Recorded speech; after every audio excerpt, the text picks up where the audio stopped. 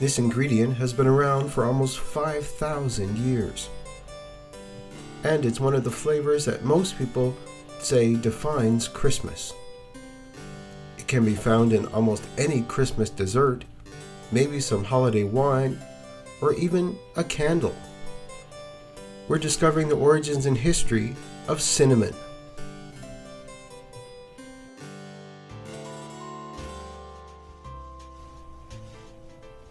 I'm your host, Glenn Warren, and welcome to another serving of Seasons Eatings, the podcast which explores the history and origins of your favorite Christmas foods.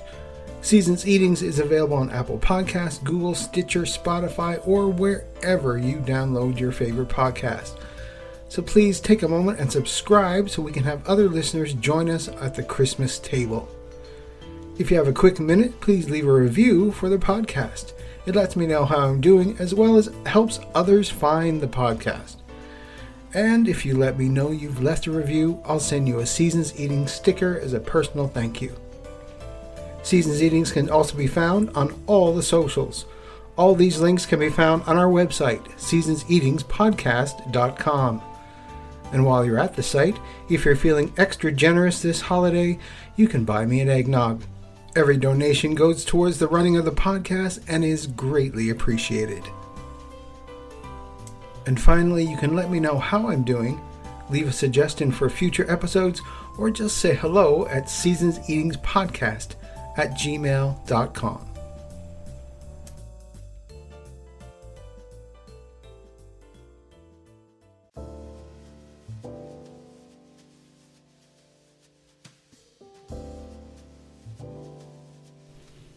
Welcome to a bonus episode of Seasons Eatings. I like to call the Seasons Eatings side dish. In the past, we've explored histories of side dishes that usually don't make it to the holiday table. But this year, I wanted to explore the history of some of the ingredients that put in our favorite Christmas foods. And of course, you can't have the holidays without cinnamon. It's actually a spice that people have been scientifically recorded as reminding them of Christmas. The rich, spicy flavor of cinnamon is a favorite Christmas ingredient in recipes such as Christmas cakes, puddings, mince pies, shortbread, cookies, lebkuchen, mulled wine, and glühwein. It was even used as a culinary spice, a medicine, and as an ingredient for oils and perfumes. Cinnamon has been known from remote antiquity. Although its current name dates from the 12th century, cinnamon is of course much older. The Sheneng, the oldest treatise on Chinese medicine, mentions it as early as the 3rd millennium BC. Its use in trade soon benefited from the spice roots, and cinnamon passed in Mesopotamia and spread in the Levant. Thus, we find it in the Bible, in regards to its fragrance, as in the Psalms or the Song of Songs, and sometimes in regards to its value, Job's daughter being renamed Keziah, i.e. Cassia, means she was as precious as the costly spice. It was imported to Egypt as early as 2000 BC, but those who reported that it had come from China had confused it with the Cinnamomum cassia, a related species. Among the Egyptians, cinnamon was used in embalming rites until it became a shared symbol of immortality. Theophrastus and Ovid both quoted the legend according to which the mystical phoenix used cinnamon to build its nest, which at the phoenix's death would become the cradle of its rebirth.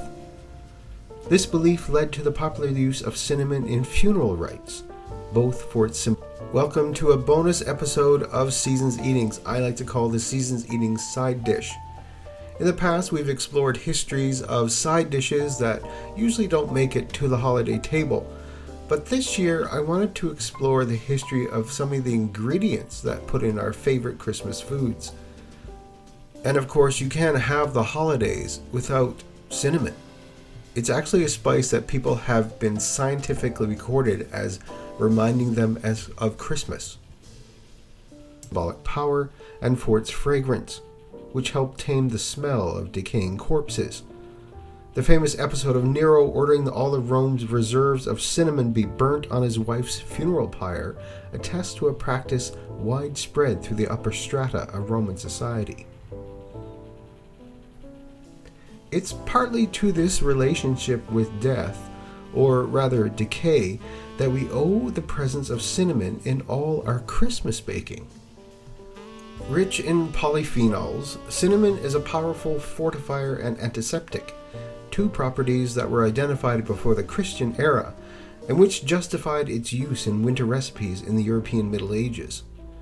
In the 13th century, Arnaud de Villeneuve lists cinnamon as one of the winter spices, alongside pepper, cloves, and nutmeg. It is therefore no coincidence that this costly spice has woven its way through European winter cuisine, and that its fragrance, as a consequence, was associated with the season's sounds, weathers, colors, and joys. The idea that cinnamon was used to cover up the smell of spoiled meat, however, is nothing but an idea, so, as most historians agree, in no ways would cinnamon have been used thusly. Cinnamon was so highly prized among ancient nations that it was regarded as a gift fit for monarchs and even for a deity. An inscription records the gift of cinnamon and cassia to the temple of Apollo at Miletus. Its source was kept a trade secret in the Mediterranean world for centuries by those in the spice trade, in order to protect their monopoly as suppliers. Cinnamonum verum, which translates from Latin as true cinnamon, is native to India, Sri Lanka, Bangladesh, and Myanmar. Cinnamonium cassia is native to China. Related species, all harvested and sold in the modern era as cinnamon, are native to Vietnam, also known as Saigon cinnamon, Indonesia, and other Southeast Asian countries with warm climates. Sinhalese literature in the 10th century mentions that the island's cinnamon was highly valued. In the 13th century, Sinhalese kings established economic ties with Egypt to export it. Historian Nirmal Ranjith Duasiri says that from the beginning of the 10th century, Arab merchants traded Sri Lanka's cinnamon to Europe along with other spices. The island became an important hub in the Indian Ocean trade. In ancient Sri Lanka, the king was considered the guardian of the land. For cultivating the land, people had to perform a service to him. Historically, these tasks were assigned to certain castes. Cinnamon peeling was reserved for the Salagama community, who were originally weavers and believed to be the descendants of post-13th century South Indian migrants. Cinnamon grew wild in Sri Lanka. Therefore, for months of the year, the head of the household would set off to the jungles and produce a certain amount of cinnamon for the king, in return for the land they cultivated. When the Portuguese colonizers came here in the early 16th century, they took advantage of this ancient land tenure system, says Derosiri. A paper by historian M.U. de Silva explains that a decree from Goa, then Portuguese India, declared that the Salagama community to be descendants of captured slaves in order to exploit them. Previously, cinnamon peeling was reserved for the head of the household in a Salagama family, but under Portuguese rule, boys as young as 12 had to peel cinnamon and deliver a certain amount of it. The colonizers increased this amount according to age and one's physical condition. By the end of the 12th century, the original weavers, now turned peelers, had to stay in the woods for more than 8 months of the year, writes M.U. de Silva. Then, in 1658, the Dutch, allied with the Kandyan Kingdom of Sri Lanka, took control of Sri Lanka's coastal belt after a series of battles with the Portuguese, and established a cinnamon monopoly by exploiting the Salagam community to supply the spice to meet the growing demand of the European market. Governor Rikloff van Goens Jr., ruling from 1675 to 1680, referred to cinnamon as the bride around whom all of us danced. There were only a small number of peelers left in the coastal areas by then, Derosiri explains, but most lost their lives because of battles against the colonial invasions and various diseases. Some of them have gone to the central hills of Sri Lanka to escape their fate. So there was more burden on the individual peeler. When you marry a low caste person, you automatically become part of that lower caste. So some Salagama people would marry into a lower caste to escape the burden on them, says Derasiri.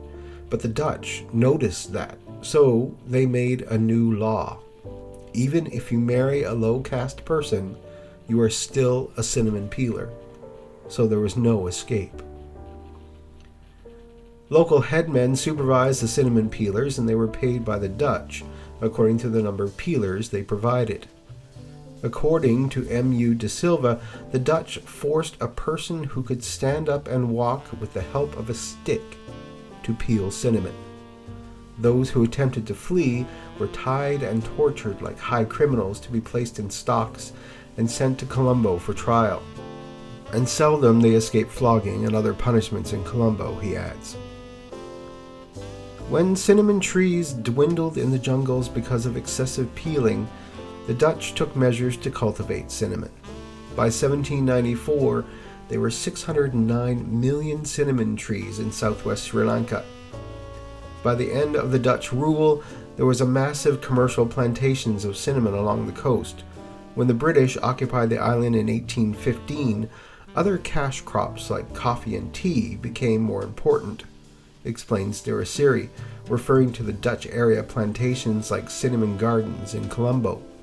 Today, there's hardly a cinnamon tree left in the area, which is now an upmarket neighborhood with residential houses, boutiques, and cafes. Before the conquest of cinnamon in Sri Lanka, in ancient Egypt, cinnamon was used to embalm mummies.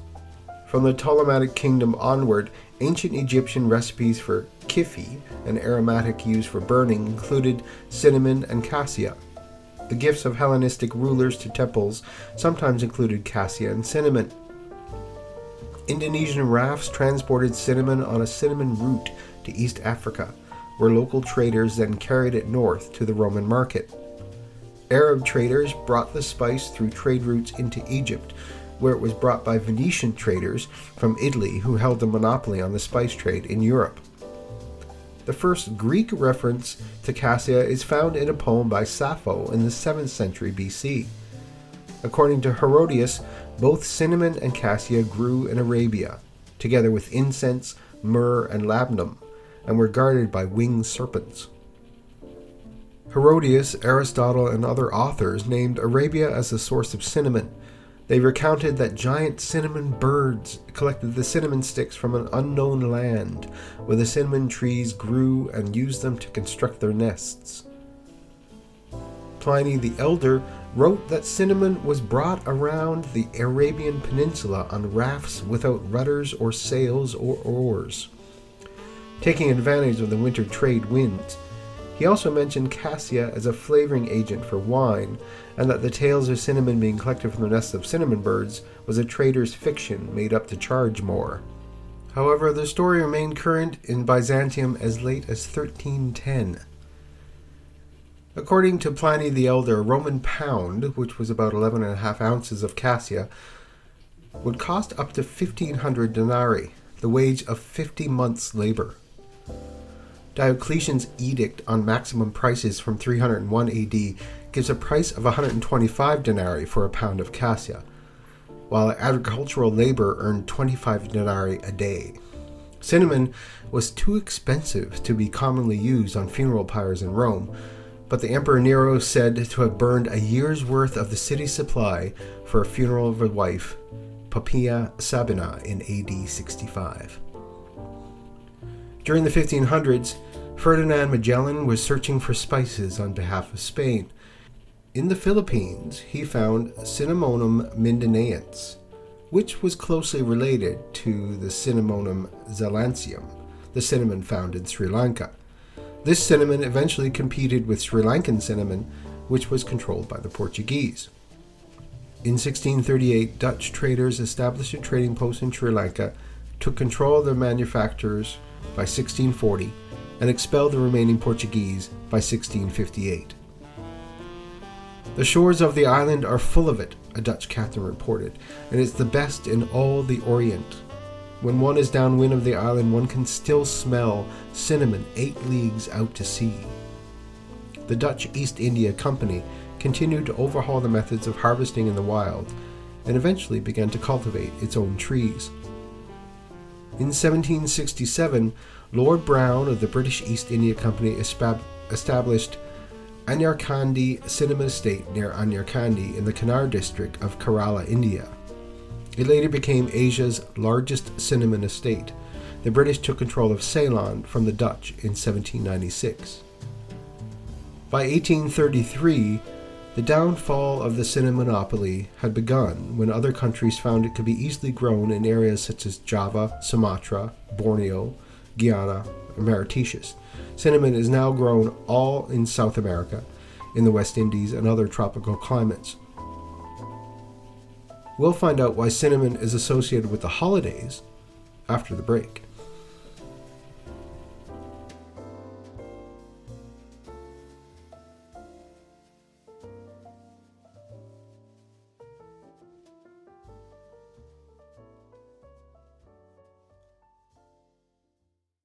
If you've ever wondered about the history of Santa Claus, the traditions behind a Christmas tree, or what people leave out for Santa in Eastern Europe, then you're probably a lot like me.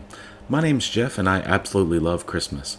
Join me on the Lost Christmas podcast and learn about the people, traditions, mysteries, food, celebrations, and all manner of history around the holiday season we all love. At the end of each episode, I also read a little bit from The Lost Years of Santa Claus, a book which fills in the gaps that we have in the story of our beloved gift giver. Hi everyone, I'm Dwayne from the Tinsel Tunes podcast, and I have a questionably unhealthy obsession with Christmas, and I love Christmas music. So come with me on a journey as I go into detail about the history and stories behind a wide range of Christmas music. For instance, did you know that Silent Night has the honour of being the most recorded Christmas song of all time, and has been recorded over 137,000 times by separate artists? Or that White Christmas was actually written in the height of summer? Each song, either recent or a golden oldie, has a background, and I want to share them with you. Come join us for our second season and listen at tinseltunes.com. We are on all the main podcast services, or you can find us with a simple Google search. Also follow us on all the social networking platforms, and I hope to interact with you soon.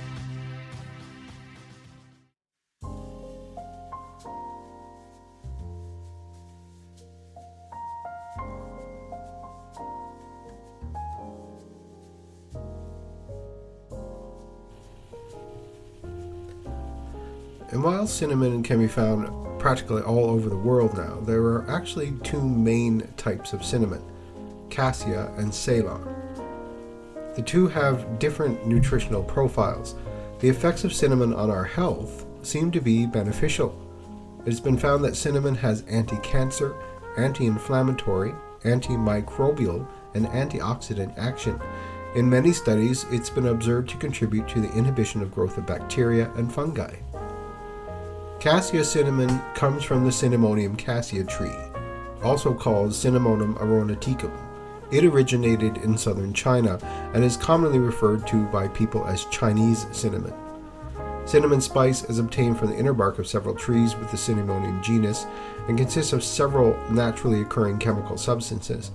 One of those substances is cinnamaldehyde, which can be found in large but varying amounts depending on the Cinnamonium species. In some cases, the percentage of cinnamaldehyde in cinnamon extracts can be very high, with values reaching up to 90%. This is important, for it's the cinnamaldehyde that has been identified as a cinnamon component that gives rise to much of the reported medicinal properties of the spice. Many laboratory studies have been done exploring cinnamaldehyde's potential activity in a multitude of disease settings. Such work has shown that they exhibit anti-diabetes, neuroprotective, antioxidant, and anti-cancer functions. Other fascinating medicinal properties of cinnamon that have been studied include its antimicrobial and anti-obesity activity. However, farmers now grow several subspecies across East and South Asia. Cassia tends to be the dark red-brown with thicker sticks and coarser texture than Ceylon cinnamon. In the opinion of experts, cassia cinnamon is considered a lower quality. Its cost is very cheap, and people often consume it more than any other type. Almost all cinnamon found in the supermarkets is the cassia variety. Cassia has long been used in cooking and in traditional Chinese medicine. Ceylon, or true cinnamon, is native to Sri Lanka and southern parts of India. People made it from the inner bark of the Cinnamonium verum tree. Ceylon is a tan brown in color and contains many tight sticks with soft layers. These features provide a highly desirable quality and texture. However, Ceylon cinnamon is less common than other types of cinnamon. It has a delicate and mildly sweet flavor suitable for desserts. But then, why has cinnamon never become the scent for another season? There's a study done out of the National Library of Medicine in the US that posits the idea that cinnamon is associated with the holidays more over than any other time of year. In the first part of the study, a total of 100 subjects answered the questions without odor presentation, whether a certain odor was more related to summertime or the Christmas season.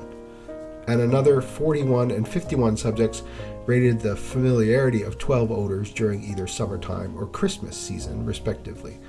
Subjects reported that the rose odor was more related to summertime, whereas cinnamon was more associated with Christmas, with cinnamon being most intimately connected to this time of year.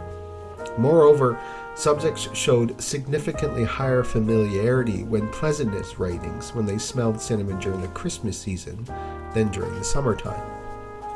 This may be because it's simply too difficult to disassociate it from the end of year celebrations, proving that a collective memory and experience have forced cinnamon not only to be the scent of Christmas, but to be just that, so much that while Christmas can exist without snow, it rarely does so without cinnamon.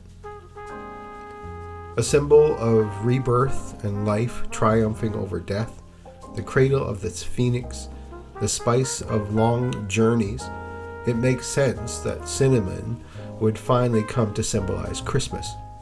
Its light, its warmth, and its joy triumphing over the cold winter nights.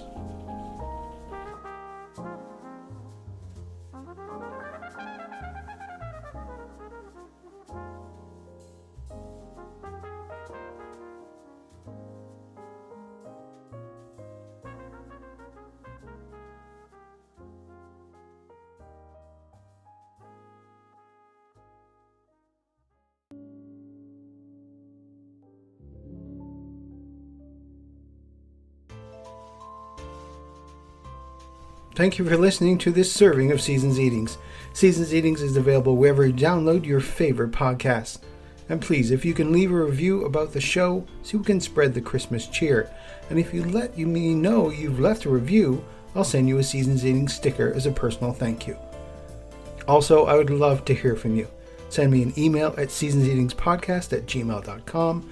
Let me know how you like the show, suggestions for future episodes, or just to say hi. And I know we all get busy, so even sharing the podcast with someone you know who loves Christmas would be a big help. And if you're feeling extra generous this holiday season, you can buy me an eggnog. Head on over to seasonseatingspodcast.com and click on the little cup in the corner. Each small donation helps with the daily running of the podcast and is greatly appreciated. Seasons Eatings also has great items for you or your loved ones for the holiday season. So head on over to seasonseatings.com, click on the merchandise tab, and find your next great gift. I'm your host, Glenn Warren. Thank you for listening, and tune in again for another serving of Seasons Eatings. Seasons Eatings is also part of the Christmas Podcast Network. Whatever interest you have with the holidays, there's probably a podcast out there covering that topic. You can find Seasons Eatings with all the other podcasts at christmaspodcasts.com. Drop on by to find your next podcast addiction. All music for Seasons Eatings is used under the Creative Commons license.